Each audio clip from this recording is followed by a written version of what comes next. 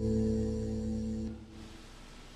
right, we have you got the familiar video. The video. Sorry. That hurts. You too. That's awkward. She messed. Hey, we've shown that video before. It's kind of become a tradition here at the Commons because it's so good. I love it.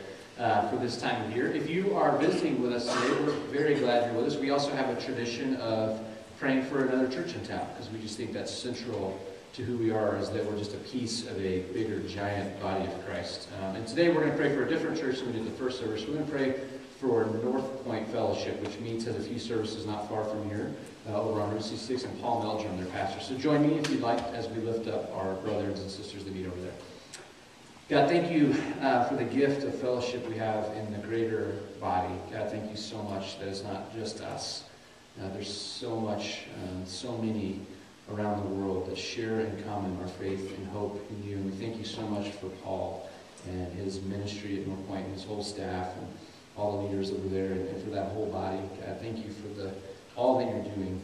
It's so evident, and all that they do for this community. We ask you to bless them, fill them with joy, especially this season as they celebrate with us, looking forward to remembering that great moment of you intersecting humanity. And we're so thankful for that. Bless them and bless us as we open your word today. Open our eyes, open our ears to hear from you. In Jesus' name, amen.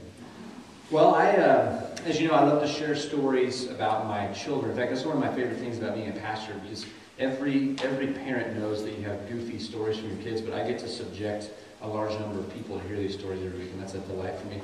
It's my favorite thing. And so this week I had a pretty funny one. I went and picked Aspen up from school, and I said, "Hey, Aspen, how was your day today?" And she goes, "Oh, it was pretty good." "Well, it was kind of bad." And I said, "Well, what happened?" And she said, "Well, our class hamster died." And I said, "Oh, dang, I'm so sorry." And I said, "Are you okay?" And she said, "Yeah, we had like a funeral outside in the back for him." And I was thinking, man, I would have loved to have been there for that little seance activity that was going on. It was pretty cool. And I said, "Well, babe," I said, what happened?" And she said, one of the kids stabbed him in the neck with a pencil. I was thinking, that's so awesome. Who is this kid that just, And so I said, "Well, babe, I'm really sorry about that." She goes, "It's okay. Our last hamster died like that too. Another kid stabbed him in the neck with a pencil." And I was like, what is this school? There's like a hamster slayer out there slaughtering innocent hamsters. And she said, "The one before that, some kid choked to death." And I was like, maybe you guys just shouldn't have a pet. Or maybe this is first grade hearsay. I kind of think maybe some of that's rumor. I don't know if that all went down. And then this morning I had another little cute moment. I was still in bed, and Sierra, our 3-year-old, Mark and I were still in bed, and she came in and was jumping on us, the whole routine. And Marka just asked her about Christmas. And she said, "Do you know who Santa Claus is, Sierra?" And Sierra said, "Yeah." And she said, "Well, who's Santa Claus?" She said, "A dinosaur." And she said, "No, a princess dinosaur." And I was going, okay, that's interesting. I haven't heard that angle, that slant on Santa Claus before. So Marka just wanted to kind of run with that line a little bit. And she said, "Okay, so Santa Claus is a princess dinosaur. Does Santa Claus give gifts to children?" She said, "Yes." She said, "What kind of gifts?" And she said, "That's awesome. That's what Christmas should be. Like, just terrifying for children. Just a roar of a dinosaur, which is pretty cool." And it was so perfect because it's such a great transition to what we're going to do. If you haven't been with us, we started last week celebrating the Advent season, which is just something that historically the body of Christ for a couple thousand years, actually probably not quite that far back, probably about 1,600 years, has collectively set aside this season of looking forward to Christmas. The coming is what Advent means in Latin. In fact, we have this Advent log here. In fact, we actually flipped it around because the first service, the 2 candles melted all the way down. So we flipped it, so I hope that doesn't ruin all of Christmas for you, because there should be 2 other candles there. But we're lighting one each week leading up to Christmas, where we will light the Christ candle, which represents a child's born. And the 2 things that we're doing in these 4 weeks leading up to Christmas is, one, each week we're looking at a traditional icon of Christmas and kind of looking at its history and its roots within Christianity. And then we're also taking a look at a person or persons who are involved in the very first Christmas story in the Gospels, in the historical account of this incredible moment that we mark our calendars by around the world, the arrival of Jesus on the planet. And today, appropriately, by Sierra's standard, we are going to talk about Santa Claus as that icon. It's a pretty neat thing. I don't know how much you know about Santa Claus. I did a little more research after Sierra gave her Princess Dinosaur theory. And so I took it to my other kids. I walked into the breakfast table and I said, hey, Colt, tell me about Santa Claus. What do you know? Give me the skinny. And Colt was kind of cute. I don't know why. He got kind of shy. He's like, I don't know, Dad. And I said, Colt, you can't get it wrong, man. What do you think about Santa Claus? What do you know about him? He said, he goes, I think he wears a red suit, and I think there's a naughty and a nice list if you're bad, you don't get a present or something. I said, okay, interesting. And so I said, hey, Aspen, I said, what do you know? Tell me about Santa Claus. She said, Santa Claus is the spirit of Christmas. She's such a drama queen. And I was like, okay, tell me more. She just went on. I mean, I shouldn't have opened up that can of worms. She told me all about the North Pole and elves and all about it. But to make her dad proud, she did say, but the real Santa Claus was a real person that lived in time. And I said, you've been listening. That's good. So we all know, you probably are familiar with the concept that Santa Claus, or St. Nicholas, probably is based on a real historical person. Well, I think it's worth our time to take a look about what we know in history about this person, because it's going to lead us to what we're going to talk about today with the people who encountered Jesus that very first Christmas. Now, St. Nicholas is someone who was born in 270 AD. He lived most of his life in the 4th century, in the 300s, and what we do know is he was an orphan. Now, there's a little bit of debate about what his parents' names were. He grew up in this Greek-Roman Empire, and at the time where he lived was a very Roman piece of the kingdom of the Roman Empire, but now it's modern-day Turkey. He grew up not too far from Istanbul. Wealthy parents, but his parents died when he was very young. And ironically, he was raised by his uncle, and his uncle was named Nicholas as well. So Nicholas raised Nicholas, and Nicholas, the uncle, was a bishop in the Roman Church. And he was over a city called Myra.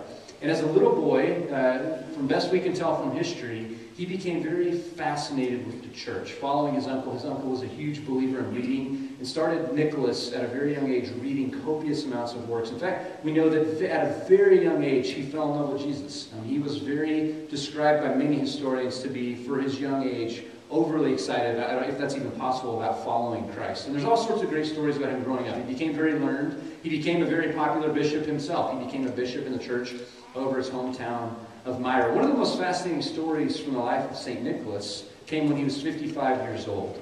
In the mid-300s, a strange thing happened in the Roman Empire. Christianity inexplicably had exploded. It's really hard to understand how this group of 12 people who abandoned Jesus and then saw him resurrected became a huge following that exploded around the world, especially because the greatest power of the day was the Roman Empire. There was nothing on earth like it, and it was hell-bent on crushing Christianity. In fact, from Nero and every single emperor there was, Christianity was public enemy number one. That's why Christians were thrown in gladiator rings, they were eaten by lions, they were crucified upside down, they were slaughtered, they were put in boiling oil, killed for their faith, but they could not stop this explosion of Christianity. But when St. Nicholas was here, when he was a bishop, everything changed because the Roman Emperor Constantine had a great conversion to Christianity, which shocked literally the world, because he was the emperor of the greatest empire. He did a very bizarre thing, which is very unique in church history. He, as a Christian, as the emperor of Rome, said, I want to call together all of the Christian leaders in one place, in one of the most famous meetings of the church in all of history, called the Council of Nicaea. Now, I want to take a little tangent about the Council of Nicaea, just in case some of you have been exposed to what I call pop scholarship. There's a lot of TV shows, there's a lot of books, like the Da Vinci Code, and I love the Da Vinci Code. It's great fiction, great writing by Dan Brown. But there's put forth this idea that the Council of Nicaea, 300 years after Christ, is where Christians decided that Jesus was in fact God. This is what I call pop scholarship, because it's not based anywhere in actual secular or Christian history. Because we know that the very first 4 eyewitness accounts of the Gospels were written at such an early date. From every intrinsic and external, every single way we can evaluate the evidence, we know they were written in the lifetime of those men who saw Jesus. And those 4 accounts are very clear that Jesus claimed to be the God, which we've talked about a lot here. And maybe more significantly, letters written by Paul and Peter and James, which some of them are even earlier than the Gospels themselves, in that same time of the life of Christ, are very clear that God put skin on. That Jesus was the image of the invisible God. So I just want to make sure that you're never exposed to this theory that the deity of Christ, the idea that Jesus was God, evolved over 300 years until these group of church members gathered together and decided that Jesus was God. No. Constantine said, let's get together and let's figure out this explosion of Christianity. He got 300 bishops together and over 1,800 people with deacons to tackle the hardest tertiary or peripheral subjects of Christianity of the day. Now, for 2 months they gathered there. By the way, St. Nicholas was at this. I think I mentioned that already. 55 years old. And one person there was one bishop who said, I don't believe that Jesus was God. I believe he was the Son of God. He was like any other human. He wasn't eternal. He was created by God. And it was heated for 2 months as the vote came out, and it was literally every single person voted that the church has always believed Jesus was God against him and one other person. In fact, there's this cool story where St. Nicholas, a very respected bishop, at one point, he went up to Arius, this person who was putting forth this idea, and he actually slapped him in front of the whole council. How do you like that? Santa Claus pimp slapping somebody. That'll change your picture of who he is. Now, it's really cool. Now, St. Nicholas gives us a lot of things that we celebrate today, and this is what I really want you to hear, is we celebrate Christmas with kind of American and modern pictures of Santa Claus and different elements. A lot of it stems all the way back, all those years, 1,700 years to when St. Nicholas lived. He was most known for two things. One, his giving, and two, his miracles. Now, the life of St. Nicholas, I would not go to my death over historically. It doesn't have the weight of evidence that we have when we look at the Gospels or the letters that were written by Paul and Peter and James and others, the author of Hebrews. But we do have a reason to believe that the authors who wrote about the life of St. Nicholas were ultimately truth tellers. And they told of great stories of miracles, but most of all, they told about his sneaky giving. St. Nicholas was known for his propensity to follow Jesus' command. Jesus said a really backwards thing. Jesus tells us that it's better to give than to receive. Psychologically, it doesn't make sense, but it is true, and he believed that. And so he had a life of giving so immense that people in his town, orphans and poor people, would put their shoes out on the front porch, hoping that gold coins would show up in them. And St. Nicholas would do that because, again, following Jesus, he didn't want his right hand to know what his left hand was doing. He didn't announce to everyone that he was giving. But there was one specific story that has echoed through the ages. There was one particular dad in Myra who had 3 daughters, and he was very poor. And in this weird, ridiculous system in Turkey, modern-day Turkey, but back then, Myra, you had to have a dowry for your daughters. You had to pay someone to marry your daughters. He couldn't afford it for his 3 daughters. And in that culture, that meant their fate would probably become prostitution. He was devastated that he couldn't pay for his daughters. He loved them dearly. And the story goes that St. Nicholas would literally break in their home and drop through some hole in the roof where they had a fire hearth, ironically, and they would hang out their stockings to dry at night. He would drop money in these socks, which obviously you can see what that evolved into over the years. The stockings we have today, and celebrating this idea of this man who gave. So on one level, I think it's very easy to look at the life of someone like St. Nicholas that the church has recognized as a great leader and a great follower of Christ, and to celebrate that we could give like that, and to remember him through some of the silly traditions that we have. In fact, it's kind of interesting too that even the wardrobe that a bishop would wear in those days, they actually would wear this red robe with a white hem along it. That's where we get the Santa Claus picture. They actually would wear a red top hat that would go up with a cross on it. So a little bit different than Santa Claus, but you can see how it evolved into our Santa Claus. And by the way, that's just, the Dutch name was Sinterklaas, and it became Santa Claus here in the United States. So I think it's fascinating, but here's what I want you to hear. Here's where I want to go with this. He was a gift giver. And today I'm going to look at a group of people at the very beginning in the nativity scene who were gift givers. And I think you probably know who that is.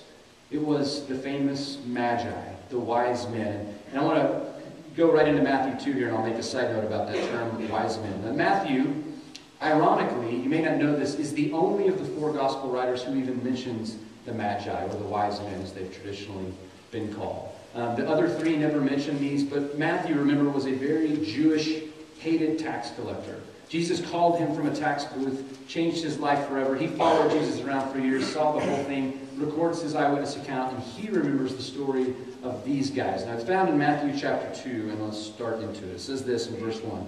After Jesus was born in Bethlehem in Judea, during the time of King Herod, Magi from the east came to Jerusalem and asked, "Where is the one who's been born King of the Jews?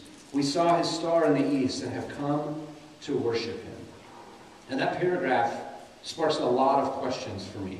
Who are these guys? What star could they possibly be talking about? where on earth would they get a concept of king of the Jews? And so on some level, because of the intellectual route I've gone to believing these books, because of the weight of evidence, I just go, oh, okay, that must happen. But I'm kind of a skeptic by nature, and I have to say, well, how does that make any sense? Could there actually be a star? Who were these people? Now, just so you know, the term magi, which is very closely related to the English word magic, they come from the same root, it is very unique and specific. It was the word magos in the Greek, or magus in the Latin, so it's kind of easy to see how it came into the term magi. And it was about a very specific group of people in the Far East. There was a whole religious kind of a cult, as some people describe it, that was in kind of the Islamabad area of Iran, modern-day Iran. And they were astrologers, not astronomers, astrologers. You know, think horoscope. Think about people who believe that the stars tell us things about life and the future, and who connect stories of mythology with the constellations. And ironically, in that day and age, this group of people who were called Zoroastrians, they followed this guy who was before Christ named Zoroaster. They were very renowned scientists. Now, it's hard for us to believe because we typically think of astrology as being weird and bizarre. But back then, because they knew so much about the movements of planets and stars, they were some of the greatest scientists of the day. By the way, on a side note, a lot of scholars believe that these were direct descendants from Daniel, who, when he interpreted a dream in Babylon for Nebuchadnezzar, he became the top astrologer in that court. That group of people was reading Daniel's prophecy 700 years later, waiting for the exact days that he prophesied a Messiah would come, they were descendants from Daniel's court, looking for signs in the stars that those exact days had come to be. Now, here's a little interesting thing. There's been some research in years recently about the Star of Bethlehem, even in the last decade. In fact, this Christian man started to begin to put into this idea that using modern software, which you can, like I don't know if any of you have on your smartphones like Google Sky Maps or any of those sky maps, you can actually go backwards in time with modern software. You can take the sky, you can pick a date anywhere in history, and it will reverse all the planets, all the stars, and show you exactly how things work. So in the last 10 years, this man said, I want to look and see what the sky looked like. Was there anything astronomically that could have been significant to the birth of Jesus? And he came across a fascinating theory about a confluence of stars that, to be honest with you, I thought, wow, that's really cool. It seems to line up with history because it placed it right at about 5 BC when most biblical scholars believe Jesus was born. By the way, we're off a little bit because of an error that happened in the Dark Ages, but we know that Jesus was probably born somewhere around 4 to 6 BC, and there was this astronomical event. Now, I told you already I'm a skeptic by nature, and I'm particularly skeptic of anything that comes out of a purely Christian scholarship standpoint. I always want to weigh that against what secular scholars think.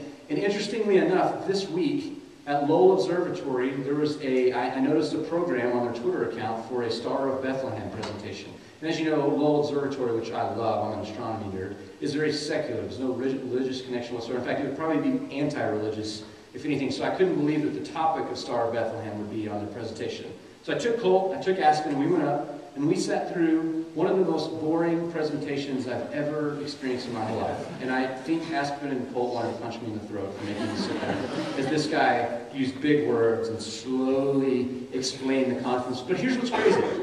I couldn't believe my ears.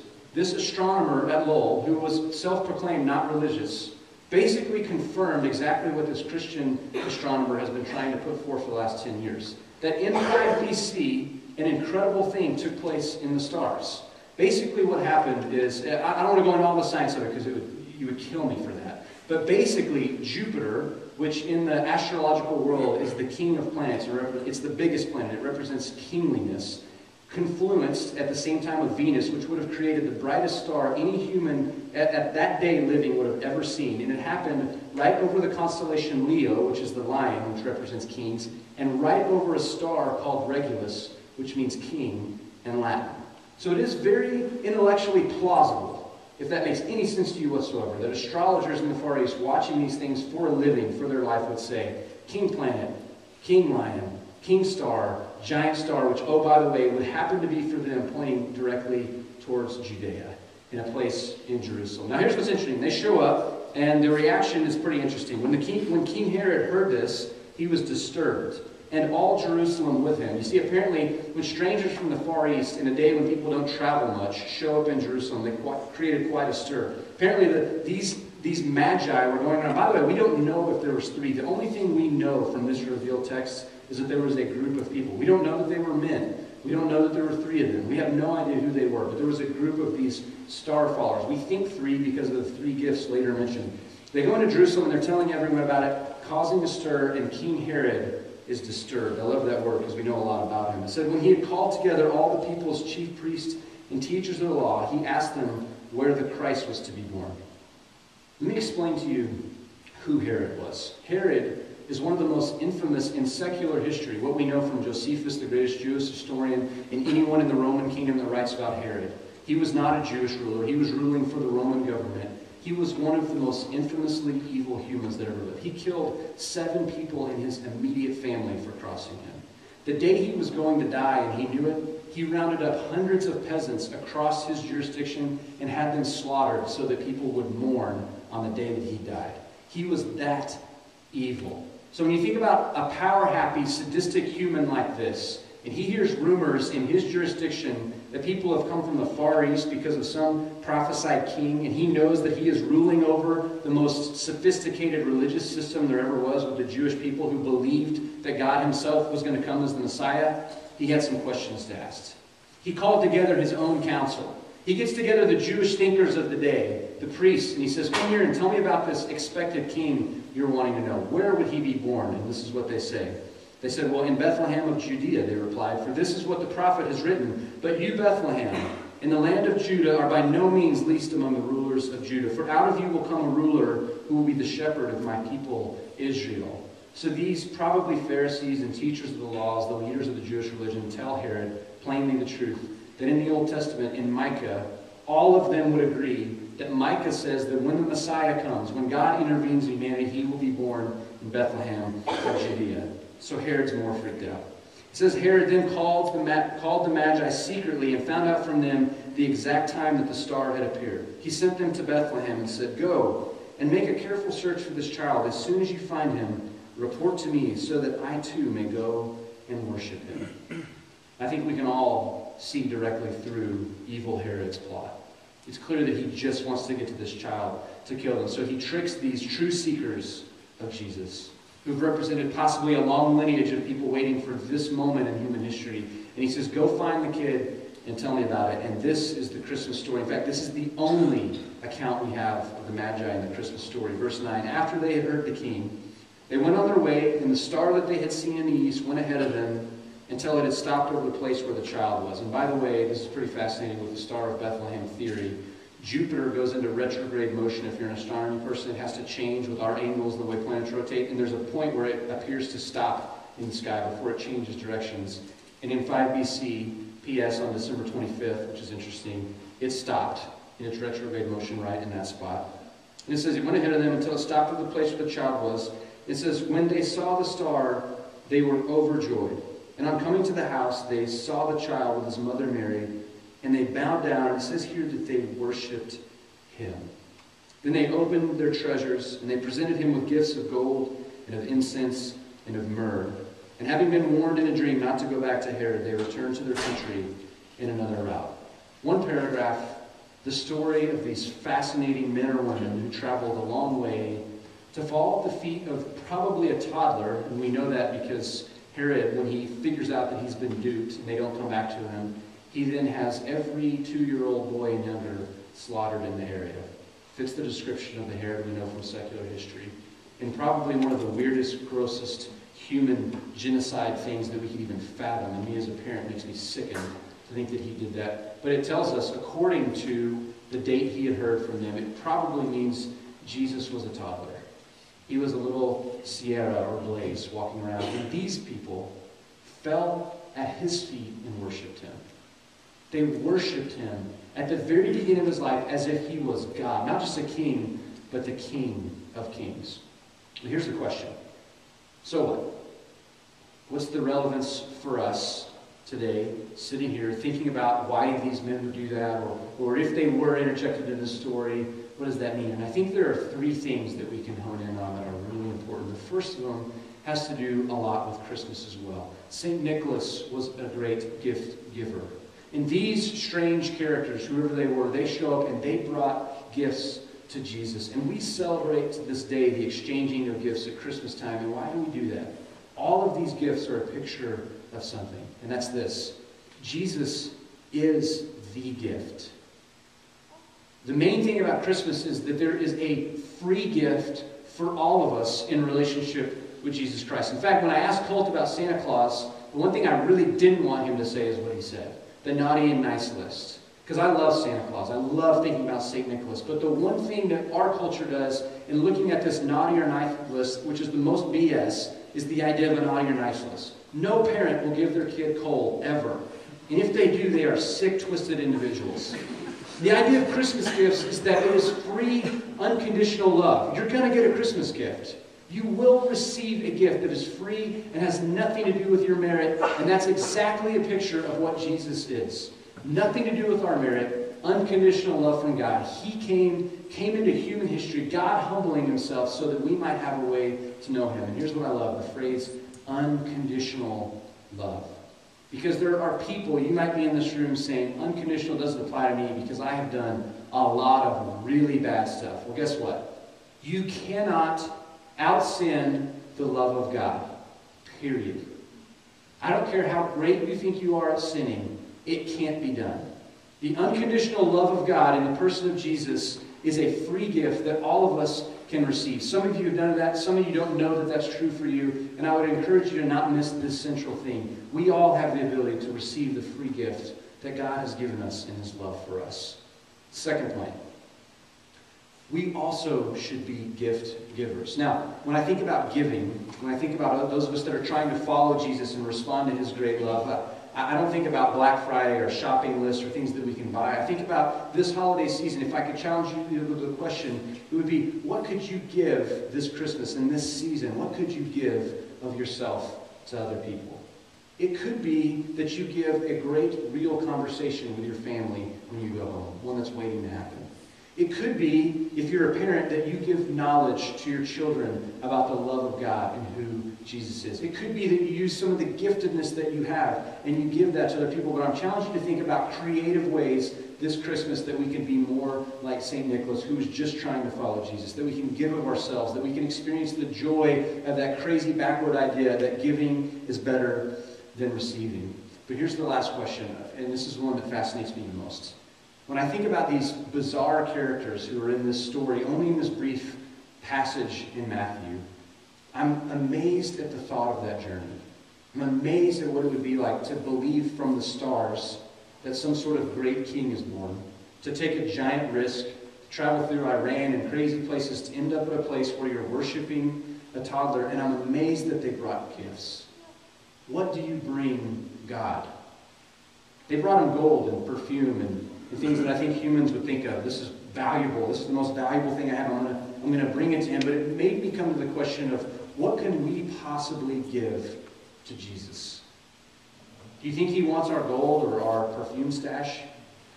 I highly doubt it. In fact, the Bible is actually clear. That's not. So what is it that Jesus wants from us? He wants you. And he wants me. He wants the only thing he's ever wanted. I love that C.S. Lewis calls him the great hound of heaven when he's talking about the incarnation, because he sees God as this pursuant hound that is pursuing his lost creation by showing up as a little baby boy. He wants us. He wants all of us. He wants to pour that unconditional love into our life, and he wants us to respond back by giving ourselves to him. So what we're going to do is we're going to have a chance to respond. One way which we always do is through communion. And as we share communion today, it's a way to remember Jesus, the greatness of the story of his unconditional love.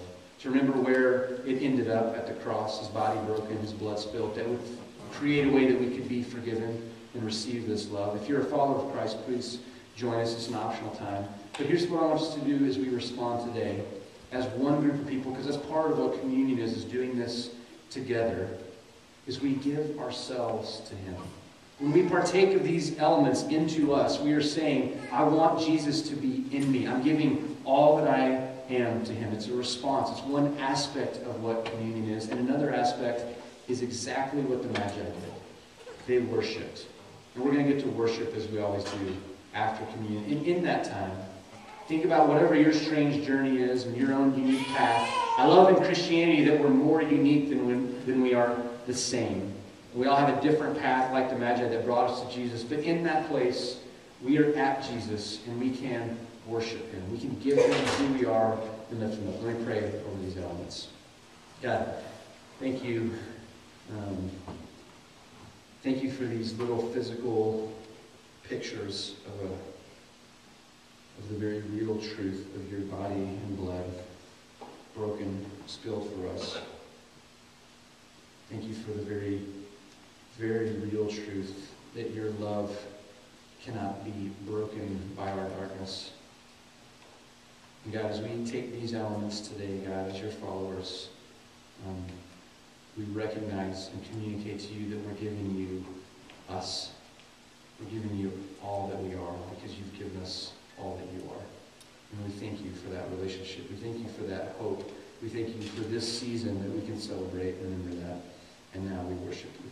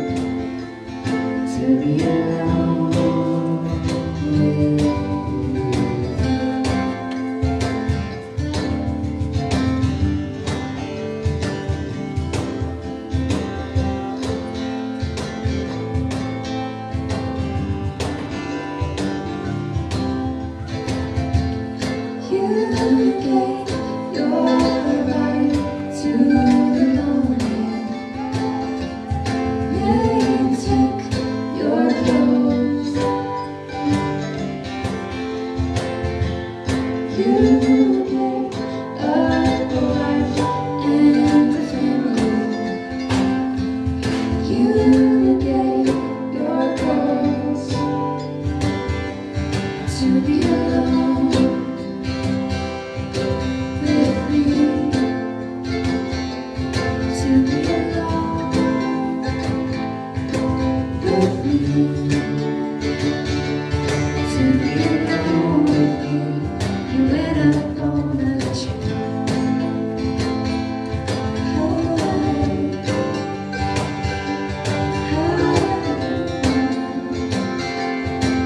alone.